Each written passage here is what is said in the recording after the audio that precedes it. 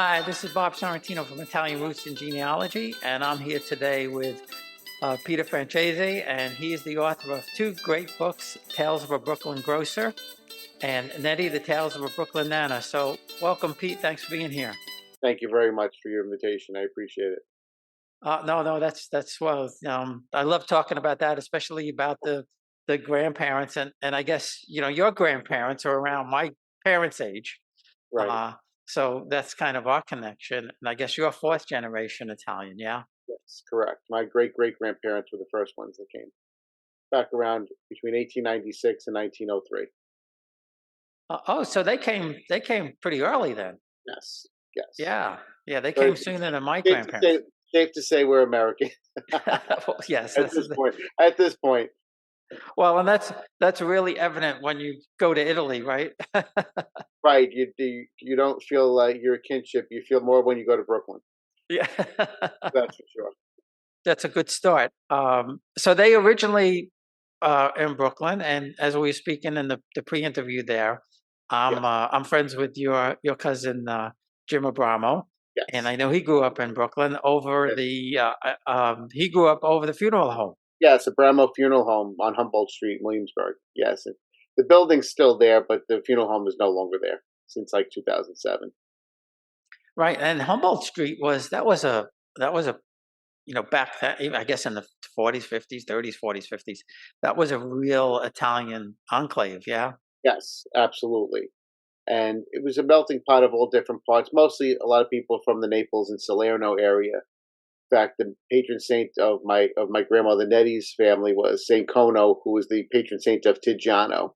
That's a province of Salerno. And most people, if you're named Cono, means that you're come from that town, which Jim Abramo, my mother's grandfather, was named Cono. Oh, okay. Yeah, I didn't know And they that. still celebrate his feast day in only that little neighborhood in Williamsburg. If you go anywhere else, you're not going to ever heard of him usually. Oh, and yeah, there used to be, I don't know if it's still there, but there was a great pastry shop in Williamsburg. Fortunato's, Yes, yes, Fortunato's, Fortunato. still Are they there, still there? still there, still going strong. That was a great place. I used to go there and pick up pastries on the way to work, and we had to work like on a Saturday. Absolutely, Fortunato's and the restaurant Pamonti's are still going strong. Two of the staples of that neighborhood. Yeah, I haven't.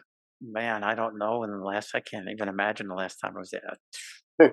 20 years, 25 years, or something like that. So now, is that still pretty much Italian, that section? It's a total mix. It's a mishmash of new generation, what they call hipsters.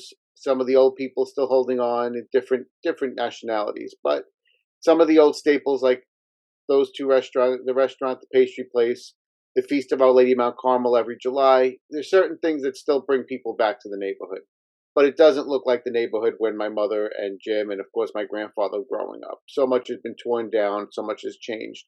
So that was my inspiration why I wanted to write these two books, because the author Betty Smith, who wrote the most famous book, A Tree Grows in Brooklyn, about that area, said one day there was not going to be a neighborhood to go back to. And she said that during World War II.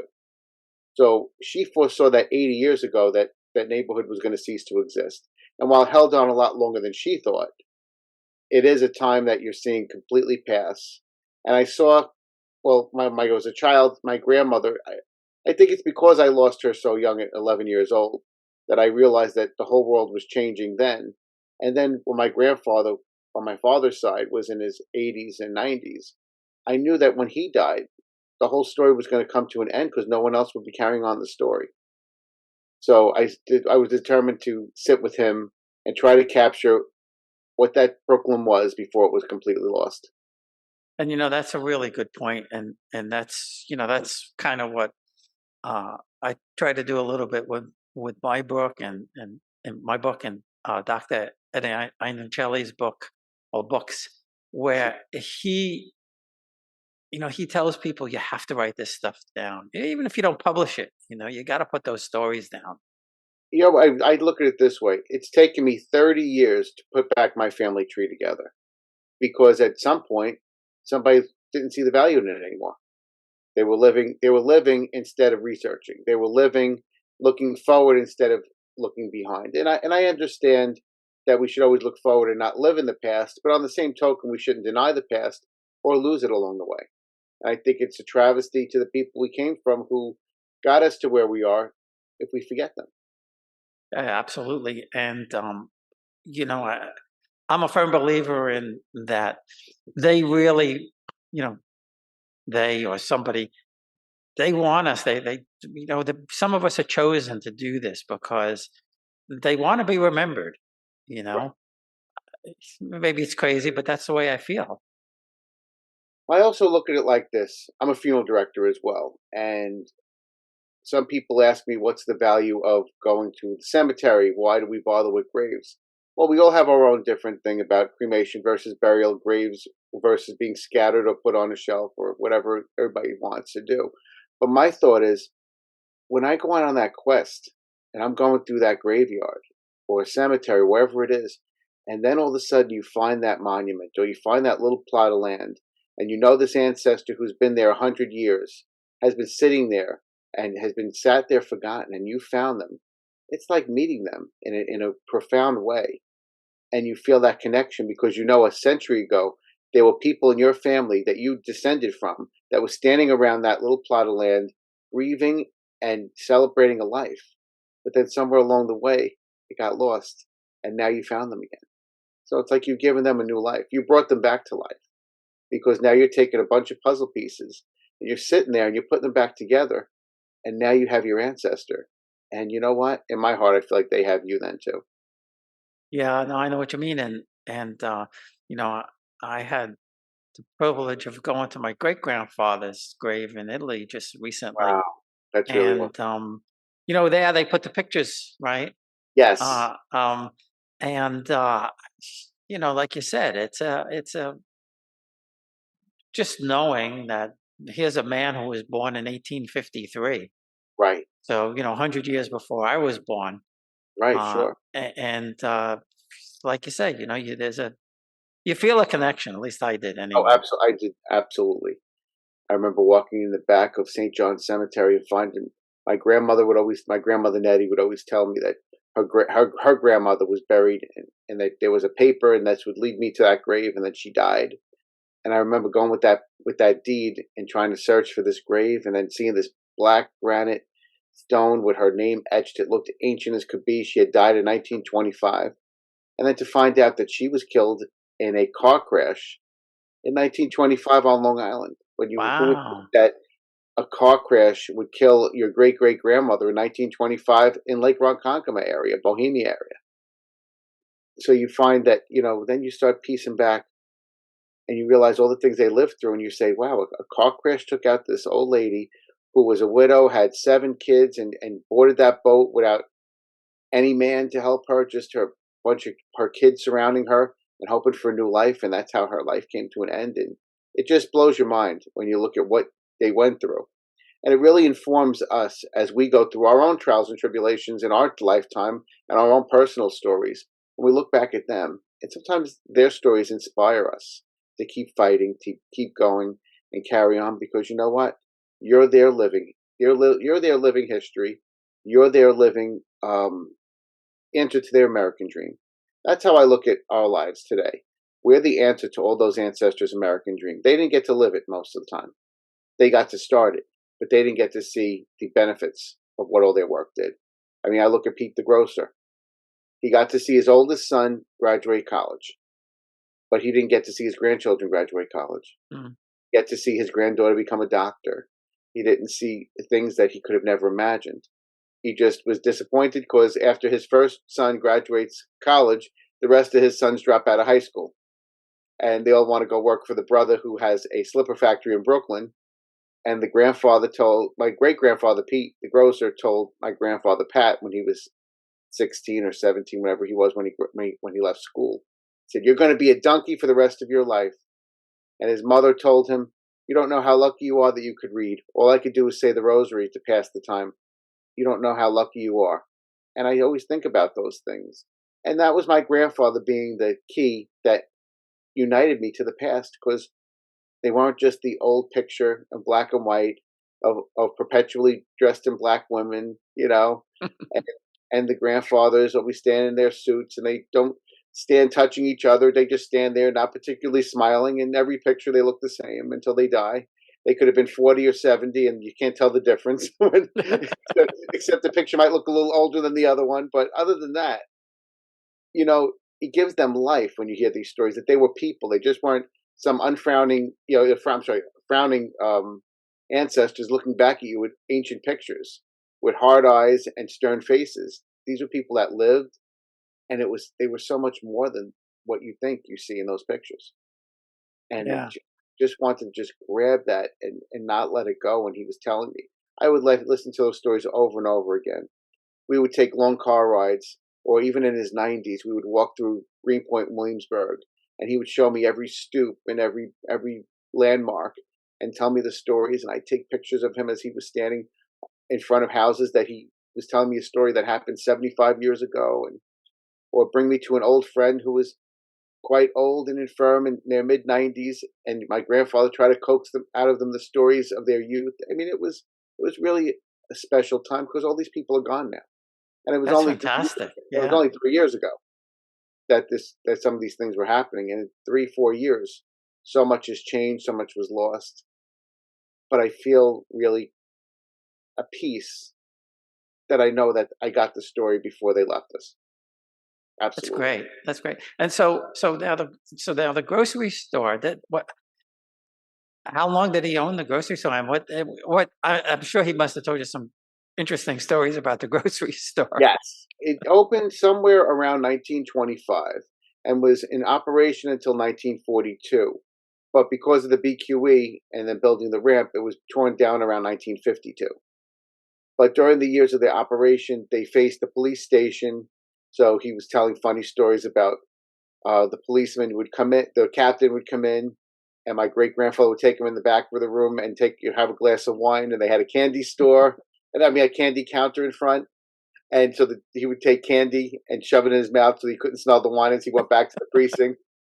Or one time his father was a little tipsy walking home, so the police captain had the cops drive him to his house, and little things like that. There was a little give and take there, or even just by the mere fact back then you couldn't have your store open on Sundays. He said there was Right? absolutely Yeah.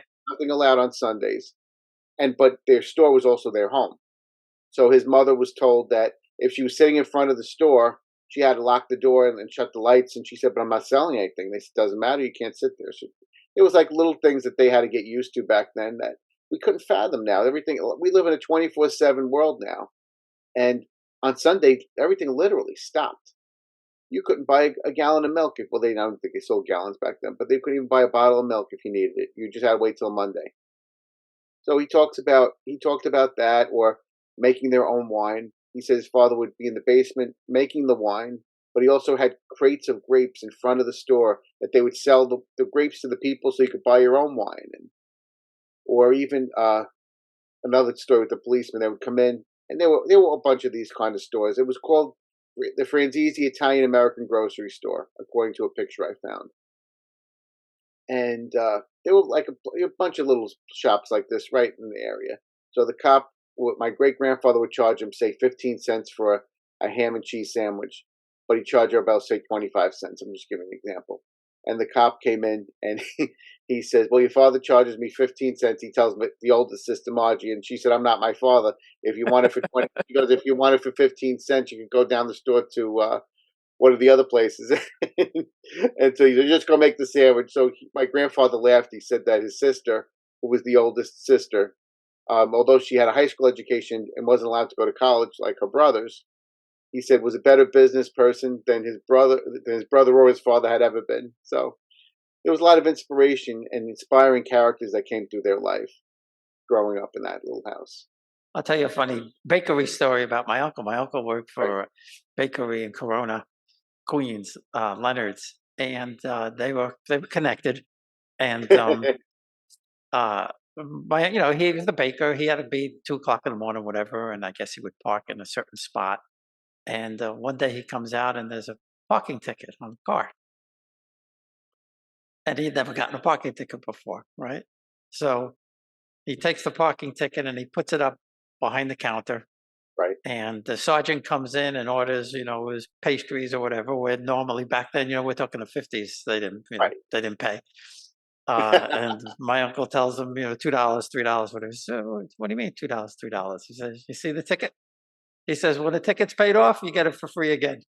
The sergeant, the sergeant made the policeman who gave him the ticket come in, give him the money for the ticket. Great. They See, took I mean, tickets. it just shows you that, back then, people figured things out themselves. They didn't go to social media to fight it out. Instead of doing it, they just faced each other and they solved their problems and moved on. And that's what I think is part of the simplicity of life that was lost from my grandfather's generation to my own. Yeah, no, I that's don't think that's that's we'll true. never get it back. But it made me think about why my grandfather couldn't understand the complexities of life at times. He was perplexed by, you know, how things happen with people, or how we got so far into problems. And he was somebody that was very much had a total recall of the past, but he was very interested in the current life that he was living. And even though he was 92 when he died in December 2019, he had no interest in going. He was interested in living. Yeah. I'll never forget the last conversation with him. My grandfather had lost two wives, and both were young when they passed. And I said to him, "Are you going to be with your wives?" He goes, "No, I want to stay with yous." And that's one of my favorite lines of our last conversation. "I want to stay with yous." He dearly loved his children and his grandchildren and his great granddaughter. My daughter was his only great grandchild, and as much as he honored those people who died and celebrated the past, he wasn't ready to become part of it. And I think that was very interesting to me because a lot of the old people, I wish God would take me, and everybody they have their dress hanging in the closet for 30 years with the note to lay them out in it. We listen. I'm a funeral director. I get the dresses that look like they're from Ronald Reagan's administration. My mother had this in the dress for 40. Really? Yes, absolutely. And you say, I don't particularly like it, but that's what she wanted, and you just throw your hands up and you go with it. But it's hysterical. Like, how many people have those dresses or suits waiting for the big day? I told my wife, I said, I want the 3 days. I want them at the mass. I want Yes, everybody there. right, No compromising. right, I'm gonna make them all come and stand around like they used to in 1950. right. They're going to roll their eyes and keep looking at their watches. And back then the hours were like I think 2 to 5 and seven 7 to to 10. ten. Yep. 7 to 10. That's, we cut off a half hour on each side so far. 2 to 4:30, 7 to 9:30 now. Well, Well, like, most people now only do a day or some. I know a couple of my right. I mean, put it half a this day. way. By the time my grandparents died in the 80s, my mother's parents, it was 2 full days, like 2 to 5, 7 to 10. Could have never imagined when my mother died in 2021 that it was going to be one day. And I just know to never picture that. There's certain things even your own family changes that you never would have guessed that you would have lost in the bet, because I would say, "Oh, my mother, I would have laid her out for 2 days," and when it came time to, my father said, "No, no, I can't do more than a day." So it's just interesting how back then, I mean, his mother, who died at Christmas, was laid out 3 days, was laid out Christmas Eve and Christmas Day with 3 of the days of her wake.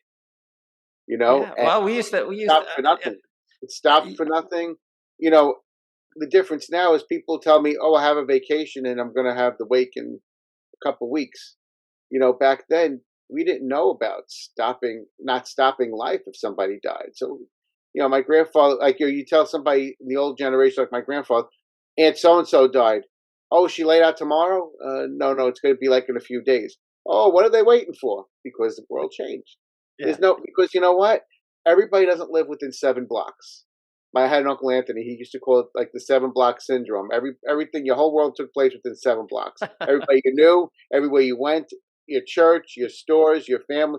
So you know what? Of course you could lay the person out tomorrow. Everybody's within the 7 blocks. Everybody's there. Nobody's Yeah. getting on planes. Nobody's trying to figure out how to get off from work, because you know what? Jobs don't care today that your grandmother died. They're like, yo, you have one day. Okay, so that's the wake of the funeral. Let me choose. It's very different today.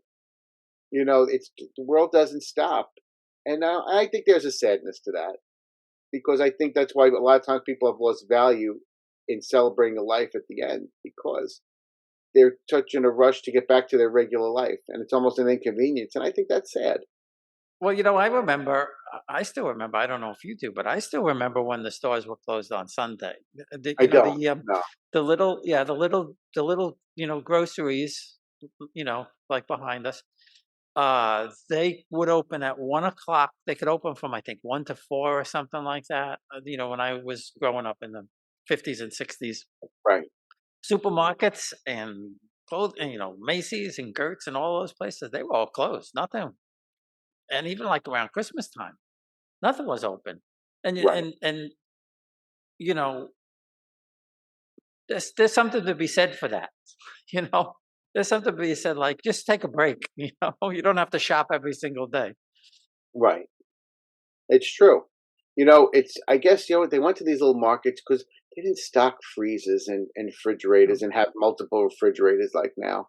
I mean, think about it. They lived in railroad rooms. They had one refrigerator, and sometimes back, I'm sure, far enough, they had an icebox. Icebox, yeah. So you know what? That it was only as long as that ice cube was going to last in that bottom drawer.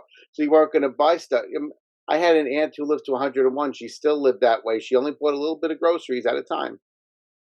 Because that's what you did back then. Yeah, well, my grandfather and a couple of my older uncles, they were icemen. Oh, that's cool. They were still delivering ice in the 40s. That's Believe really it or cool. not. Well, And right. I would say the ice box. There was still people had ice boxes up through the 50s. I would say, right? Not the 60s, right? I don't know. not the 60s. I mean, maybe the early 50s. I don't remember seeing it, Yeah, but yeah, I never saw an I ice know my box. uncles were still delivering ice in the 40s.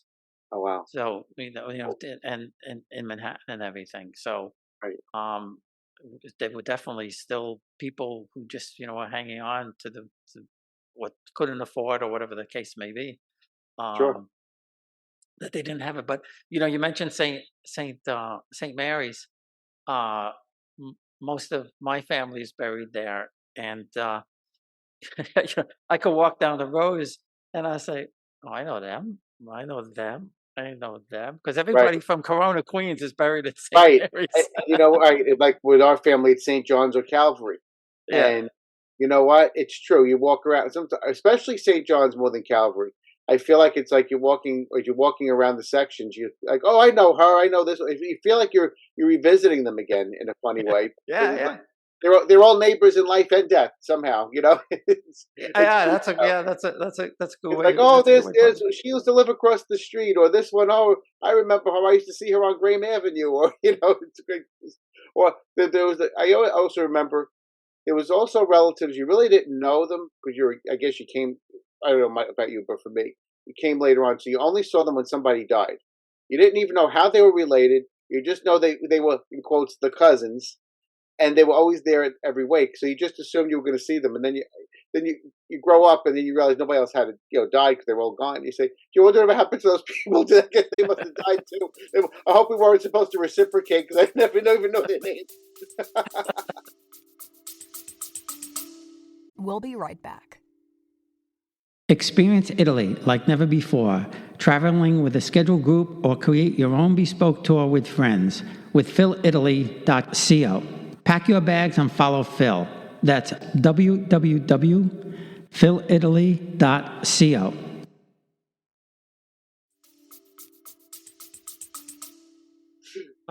So that you may have mentioned that in the on Facebook. My dad covered Brooklyn for, like, I guess, almost 20 years for the Daily News. He was a Oh, wow, photographer for the Daily News.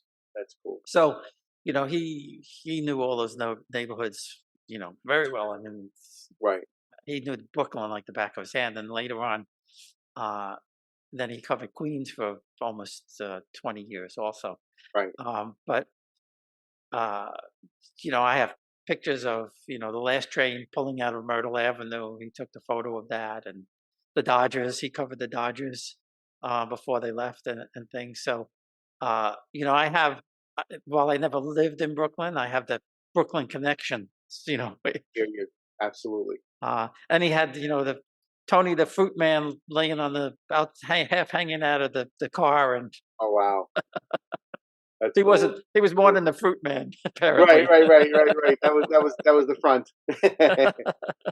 um, No, after Pasquale came out, see, part of the story is my father was his son, but my father never grew up with his parents.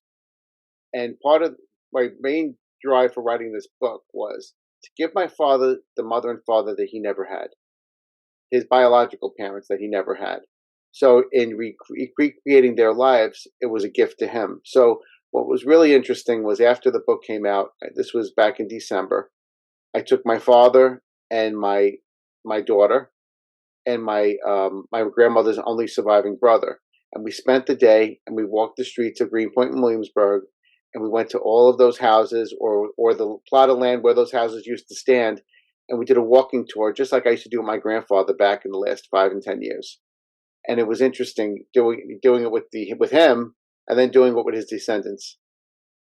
so how And come? So how come he was separated from them? What happened? my father's mother died a few days before Christmas when my dad was 3 months old. And my grandfather didn't feel fit to raise a child, so he gave my father to his brother to raise. Oh, But wow. even though he remarried, it stayed that way. So they loved each other, but it was a little an uncomfortability because Mm, they were father and son, but they never lived as father and son. So it was one of those. It became a taboo subject. My grandmother was totally a taboo subject because my father was raised by another set of parents, and my grandfather had another wife. So I was 13, and I wanted to know about my real grandmother. So yeah. I, my father knew nothing about her. So Didn't even now, know. so I have to stop you for a second. So you grew up thinking that your No, father's I always knew uncle. the. No, I always knew Oh, the you whole knew the story. story. It was never. No, it was taboo that you didn't ask questions, not taboo of what Okay, that happened. you didn't know. But Mhm. my father was raised by his aunt and uncle who raised him as their son. He called them his mom and dad, and they loved him tremendously. I mean, he had a very loving home, but he also knew that his father was his father, and but there was no talking about his mother. The only time we even referenced her is when we went to Calvary Cemetery for the holidays, and you'd see her name, beloved wife Rose, and but I never met a relative of hers, never knew anything about her. So it was always like this hole in my family tree. I didn't know anything about her. So then I was in seventh grade, and we had to do a project on our family history. I only had three sides of my 3 out of 4 grandparents. I could write everything there is to know, but then there was one I didn't. And actually, Jimmy's uncle, his uncle Sal Abramo, had records for my real grandmother's parents and her grandparents. So he pulled out the records and he put me on my quest to find my grandmother's family, which I ultimately did. I found my grandmother's sister and her brothers, her cousin, and they helped me to put back her life story. And then when the time was right, we'll say, my grandfather opened up and then gave me the story of who my grandmother was. But the irony was, I was looking for who my grandmother was, but in the process, I got who my grandfather was. Mm. I knew my grandfather. I loved him, but he was somebody you saw on holidays or family events. Like, we kissed hello, how are you? How are you? And that would be until the next time. And then when I was 16, my father asked him to teach me how to drive. And he had just recently become widowed for the second time. And he would start to tell me stories. 1 week would be about the first wife, 1 week would be about the second wife. And I started to understand him a little more. And then when I was in my 20s, I went over there, I think it was in February of 2006, and I said, I want to talk about the past. And he was open to it. We closed the door. He took a bottle of Carlo Rossi Burgundy, his gallon bottle, he put on the table between us. He put two short cut glasses in front of us, and he just started to tell me the stories. I started recording them, and that began 13 years of us on and off, recreating the past, and putting all the pieces together of who he was, who his family were, what it meant to be a Franzese, what it meant to come from the Grocer, and who this woman was in this picture that everybody only saw my grandmother's wedding picture. So she was this eternal bride, and we heard she was buried in her bridal gown because it was only 15 months after their wedding. Oh, wow, that's so sad. And Wow. yeah, so in 15 months, she married him, had my father, and died from congestive heart failure, from Wow. rheumatic fever she had as a child. But we knew nothing about her, and I really didn't realize I didn't know anything much about him other than he was my grandfather, and he was the youngest of the 7 kids. But you know what? He had an incredible gift for storytelling. He brought his parents back to life. He brought his grandmother back to life, and all his aunts and uncles, and all the characters, and the little squabbling that would go on and amongst families, and they became people in pictures to real life and breathing and flesh. When I'd walk in front of those houses, knowing that, say, Zip Pasquale lived in this house, I start laughing. I'm thinking him fighting with my great grandmother over making my grandfather play with eels, and they're letting water go off the floor, and these little things, or him riding his first bike down Frost Street and being a big shot. He was going to go to Uncle Tony Spizio's grocery store and get potatoes, and the potato bag ripped, and his uncle screaming at him as he's picking potatoes up all over Frost Street. These are the stories that bring people to life. Not just like, oh yeah, my uncle lived on that street and be done. Yeah. Or for instance, he tells you about going to school during the 1939 World's Fair and having a class trip where they went on a bus and they took the class on a class trip. Who would ever think of people born in the 1920s going on class trips? And clearly they did. I never heard that reference before on any old person I've ever interviewed. So that was interesting. And he was talking about eating a pickle for the first time in the German pavilion. So little thing, or even the most traumatic thing, when he was in middle school, junior high school, there was a school shooting and his teacher was murdered during the school day. And he talks about, and all of the things he told me were all recorded when I pulled up all the old newspapers. His teacher was shot by a wayward former student, and they had to all be put in the schoolyard while they were looking for the suspects. And then the next day that he said he felt that uneasy feeling that you think you're safe in school and this is, he said, but he would hear stuff on the news. Yeah, you think school shootings are new? It happened in 1942 when I was in school. What do you mean, Grandpa? And then he would tell me the story. I'd go research it. It was almost as if he wrote the story. It was, it was total recall. He could even tell me the address where he had to go the day he got drafted. I mean, it was incredible, his recall up until his last day. That's fantastic. It was inspiring. Fantastic. So that must have been really hard on your dad, though. Yes, it was an unresolved tumult that I feel that was resolved by the book for him. Oh, that's great. I think it brought him the closure he needed. I think, but although I think what healed a lot for him and his father in those last years was my daughter, because we accomplished something that never had happened before, that there was 4 living generations. And it gave them a reason to enjoy being together because of their mutual love for this little girl. And, taking pictures of the 4 of us. And I tried to do that at least once or twice a year up for the first 7 years. My daughter was 7 when my grandfather died. It was one of those things that was strained when I was a kid, but I know he truly loved him and missed him by the time he died in 2019. Yeah. And that was where the road really got me. One of the last memories, I would say maybe it was in 2018. My father, because ironically, my father and grandfather share their birthday. They were both born September 5th. My father and his grandfather shared the same birthday. Oh, that's cool. Yeah. That's cool. So what I was really impressed was my father went and picked him up for his birthday. But the one thing my father clung to that his father gave him as a child was his Lionel trains. And I thought it was really cool. My father was on the cusp of 70. And my grandfather was in his early 90s, and they went down the basement to play with those toy trains together like they had years ago. And I thought that to me showed that the bond they had was there, because they had this history. And even when my grandfather was dying, my uncle and I were standing in the corner watching them interact, talking about things and places and people neither of us knew. And although we were closer to my grandfather than my father was, we realized that everybody was cutting it short, like selling it short, the relationship, because clearly they had a history. They did share things. They did have this saga that they lived that we weren't part of, because my uncle is 9 years older than me, so we came much after to my father and my grandfather's interaction. Or my grandfather worked for his brother, who was Carmine. They had a Brooklyn box tow. It was a slipper factory. My grandfather was the foreman. But he started off skiving leather when he was 16, and that's why his father got angry. He wanted him to have a college education, and he said, "This is what you want to do?" I was watching him skive leather. But my grandfather was 16. He wanted to work, and he wanted to, don't forget, World War II was going on. Yeah. He was coming of age during the war and ended up going to the war. And you know what? He was living a man's life as a boy. Yeah. And you know what? It took away being a boy from, especially one of his brothers was killed over there during World War II. So, those experiences made him lose being a child because he wasn't talking about riding his bicycle anymore. Now he was talking about making a living.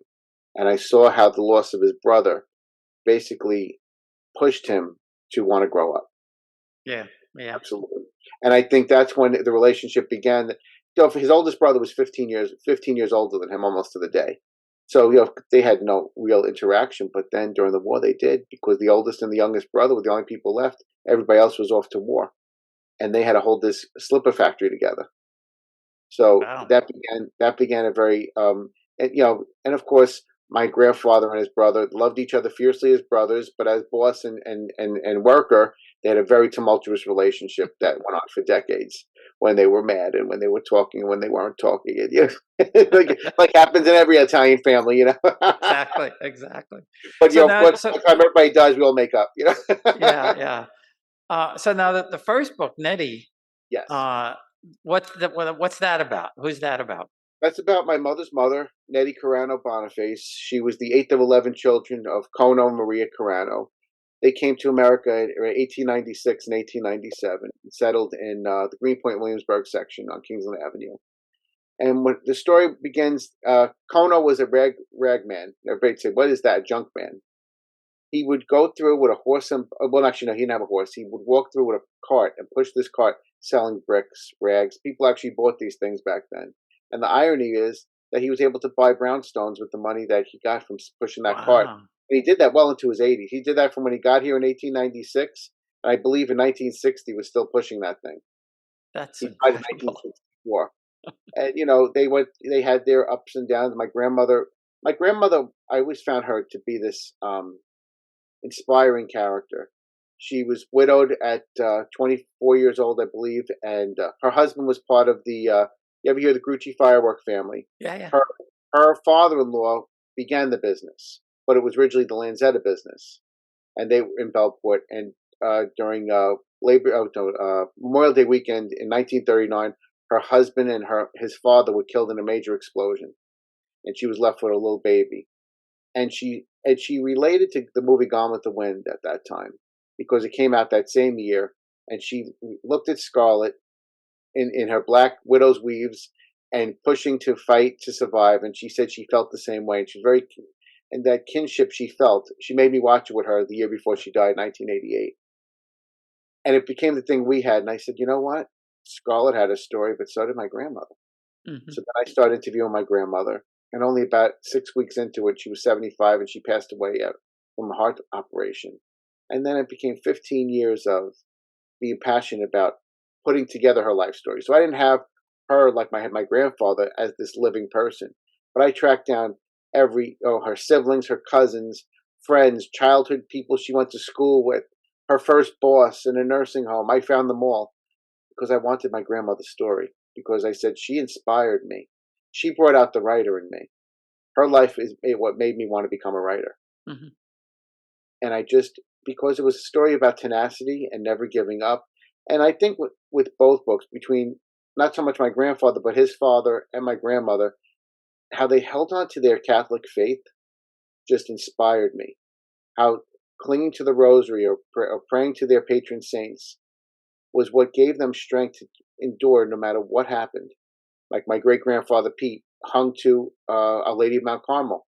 In fact, the statue is still within the family after all these years. My grandmother clung to St. Anthony. And St. Anthony would get her through every crisis. She also lost two spouses, and like I said, she went through that terrible tragedy, and she had to take care of a lot of her family who were sick, but she held the homestead together. The 145 Kingsland Avenue. That was the family homestead from 1935 to 1996. Wow. My grandmother died in '89. My uncle lived there beyond that until 1996. But she was like the constant that held everybody together. She wasn't even the oldest sister, but yet she was the one who took on all the traits of her mother, of being the meeting place, being the person everyone went to, being the person who ran when anybody needed any help. You know, and everybody thought she was indestructible. So when she died, it was like everybody felt like they fell off a cliff because she was the one that was indestructible. Everybody else was sick or dying or whatever, and they were all still here, and she wasn't. And I said, my grandmother was really, really a hero. She was my hero as a child because she was diminutive in size. She was only 5 feet tall, with perfectly coiffed bouffant hair, which she always had done, even when she was walking Graham Avenue, her little push cart with a little kerchief on. But, it was the grandmothers that really inspired me as a kid because they were the strength. The fathers worked and did what they had to do to provide. But it was the grandmothers who really held those stories together. And my grandfather with his mother was no different. It Yeah. was the mothers that held the house together while the father provided to keep it going. There were different kind of partnerships than today. Today, my wife and I were married, going to be 13 years. We have a daughter who's going to be 11. It's a partnership in raising the child, a partnership in providing for the house. It's a partnership in everything. Their partnerships were something we couldn't relate to. I make the money and you make the housework. You raise the kids. So you know what? The fathers really didn't have much of an impact on raising those kids. They really didn't. They were really products of their mother. And my grandfather, I realized that he loved his father, but he revered his mother. Yeah. Well, even my generation, was the same way. I mean, I was closer to my mom's family than my dad's family because we were there all the time. Yeah. But my father and my father he was a good man. He was like your grandmother. He was the guy everybody went to. Right. Something happened in the family, call Nick. Right. But my father wouldn't eat. My mother would put the food in front of my father. Yeah. Right? That's like unheard of now, Right. but that's just the way they were raised, the way they grew up, They didn't see any problem with it, No, but no, they but didn't. now the world sees things as through different lenses. We'll put it that way. Yeah, yeah. But I don't think that the people who were doing it at the time resented it. I mean, the one thing I No, it's think, just the way it was. right, and the one thing I will say I was lucky not to have in my family was the fathers were also fierce, and they were a lot of these houses they were slapping their wives around and slapping those kids around. We were lucky we didn't have that in Yeah, either I never side. saw any of that. But you know what? But there's a lot of families that did, and I think that's the good thing that those those things don't happen anymore. Also, that families more like Pete, the grocer, value their children getting educations and pushing their kids to do better or achieve greater things. I think that's the thing that impresses me with the stories of my ancestors. Like I look at Kono Carano was. You always heard how he was stern, he was mean, he never smiled, he wasn't nice, but then I think to myself, he had 11 kids, and he provided till he was 80 Yeah, years old. yeah, yeah. Okay, he drank and he would get drunk and he would fight with the Cheshire cat clock with the tail going back and forth at night. So they would all leave the old man alone. All right, so that was his flaw. But I also think of it this way: he never lost their house in a card game. They were never hungry and they were never destitute. You know, everybody's family tells you they were poor. I never heard anybody tell you that their family was rich. Yeah, no, right, From yeah. that, no, everybody was poor. But you know what? They were all in the same boat. But they clung to their once again, they clung to their faith. You know, and it sustained them. I think the grandfather, well, in say Kono's thing, I don't think he wasn't religious at all, but I think he probably relied on his wife's prayers to get him through. That kind of thing. She prayed for everybody. She kept everybody on the right side of the heavenly gate. And you know what? And I think that she was I know not. I think I know she was my grandmother Nettie's hero. Mm. And although my mother would always say her father, Bob the fireman, was her hero, I also know that her mother was truly her hero, though she never said so, because everything she modeled on how our house was how my grandmother did it. We had to follow my grandmother's traditions. Everything was like, we'll do it like my mother did it. Everything was like my mother did it. Yeah. Or I married someone who was half Italian and half German who wants to do things the American way. So my mother would sit there with her, whenever my mother was quiet, she was displeased. So, don't you, so the joke was, don't you teach her the ways? My wife would say, the ways, after 10 years, she said, I'm still learning the ways. Everything, you know, didn't you tell her how my mother did it? Do it nice like my mother did it. Everything was nice like my mother did it. But I used to laugh because I say, I remember her saying all that when my grandmother was alive. She wouldn't have gave her the satisfaction then. No, no, But after no, my no. grandmother died, she was canonized and everything she did was perfect. When my grandmother was alive, she would roll her eyes and say my grandmother was critical. But that's the saga of mothers and daughters, and I'm glad I'm a son. Yeah, yeah, no, absolutely, absolutely. So I have to ask before we go, Yes. how did you wind up in the funeral business? Uh, it's funny. There's so many different things that would lead me there. Because originally I was a television reporter at Yeah, News I 4, saw that. and then I was inspired to become a high school English teacher. And unfortunately, during my time as a teacher, a lot of my students passed away, and I realized that you can't stop death. But death is a thing that people ask you, a lot of questions. And the reason they ask you questions is because they're afraid of it and they're Mhm. uncomfortable by it. And also think about when you go to a wake, everybody tells you you're in their prayers, and then they go home, and you wonder if they really prayed for you by the time they even got to their car, and you don't hear from them because they did what they had to do going to the wake. And I said, I don't want to be that guy. I want to be the person who calls you the day after the funeral, who sees you through that time and helps you make your decisions because your mind just shuts off. I mean, I'm a funeral director, and I took care of my mother's services, and you know what? My mind shut off doing it. I was going through it like a robot. And that's what happens to everybody. When you have these profound losses, you lose your mother, you lose, no matter who you lose, but, especially when you lose your mother, you know, I mean, there's terrible losses like the spouse and the child, but your mother's like, I don't know, you lose a part of, you're such a major part of yourself. And going back to the history part, I think of my mother's funeral, and it was freezing day. It was St. Joseph's Day in 2021, and everybody's sitting in the car because everybody's freezing. I stood by that grave and I watched that casket go down to the ground because you know what I realized? It was a treasure box. A casket is a treasure box because everything that anyone will ever need to understand me completely was in that box. And now Mhm. she was buried treasure. So when you ask me, what's the value or what's the point of a cemetery and why people go? Because that's a place where you buried the treasure. And so you go back. I know you can say the soul isn't there and stuff, but it's a place to go and see their name is etched in stone and stand on a little plot of land and know that, a monumental thing happened in your family on that plot of land. And a person who is the reason you are here today lays to rest there. And you know what? It doesn't kill anybody to take a couple minutes out of their day to stand there. And whether you pray, you don't pray, you just thank God or just thank the universe that you're here today because that person lived. Well, yeah, yeah, and that's really profound. I remember a priest many, many years ago saying that, you know, when you cry, you're not crying for the person, you're crying for yourself, Right. you know. And you Uh, know what? Having been a funeral director during the pandemic, that must I have saw been, so much. I yeah, saw so much of. I mean, I wrote some of it in my book, but you saw things, and then when a person doesn't have the ability to say goodbye, that was the biggest travesty of that I wasn't able to provide, and that was, I think, the hardest chore for me in my career was, it's our last time to honor somebody and to be taken it away. Whether you choose not to is another story. What it's taken from you is a different story.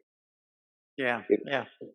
I mean, going through that made me think about my grandfather because I said, they went through depression, all these things. I said, well, now I went through my own defining tragedy that will change the course of my career and my life forever. You know, going through that. I mean, and I think about what really because I mean, we hear about the Spanish influenza of 1918, and you might come across a death certificate in your family of some cousin or obscure person, or maybe a direct relative who died of it.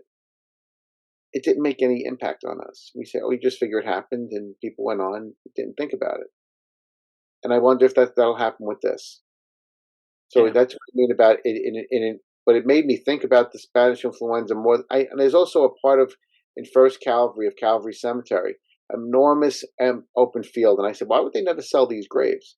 The grave ticket told me it's a mass grave for all the people who died during the No Spanish kidding. influenza. Wow, I Yes, didn't know that.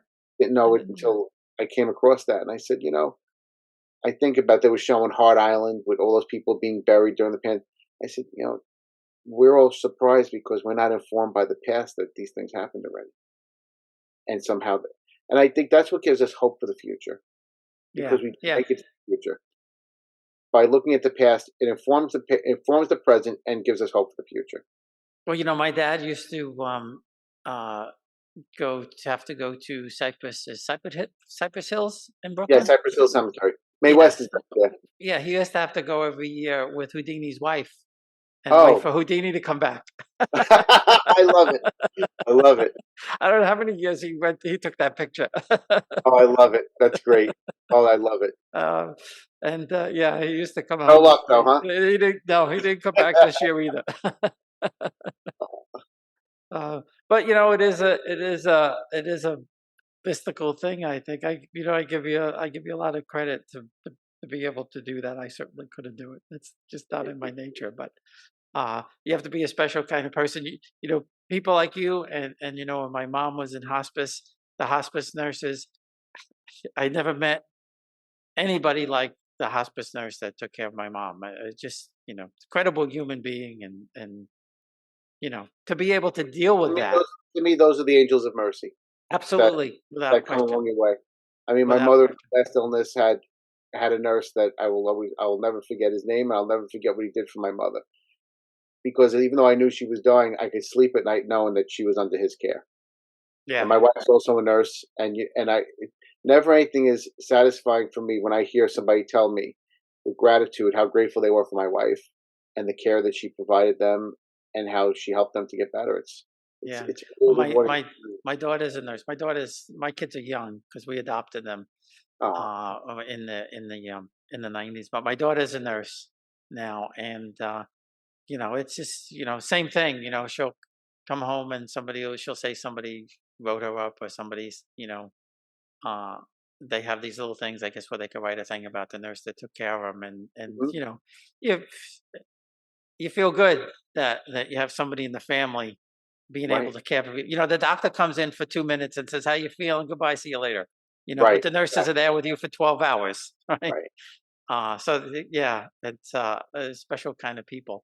Well, listen, Pete, this has been fantastic. I mean, I could go on for probably another 5 hours here, but it's been such a pleasure. I'm glad. I was looking forward to this. I mean, especially because the stories, the Brooklyn, and being Jimmy's cousin and everything like that. We had a lot of connections. And you know what? And there was no small measure of growing up around his funeral. His grandfather's uncle's funeral home was what inspired me, because I said two things. Number one, the caring for people at those times, but also I never realized until I was a kid, at that point when I started this journey, they keep the records that really are the key to your past. Mm-hmm. I mean, I wouldn't have found my grandmother's family if it weren't for a Bramwell Funeral Home. Yes, they had records, and they put me on the course. And you know what? In that week, found out my great grandparents were buried down the road from where I lived, and we all had no idea where they were buried.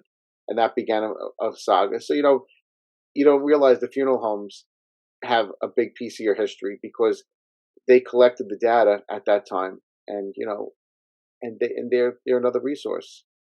Absolutely, yeah. No, that's a good point. Or a good place to start. Yeah. Well, listen, thanks again. On www.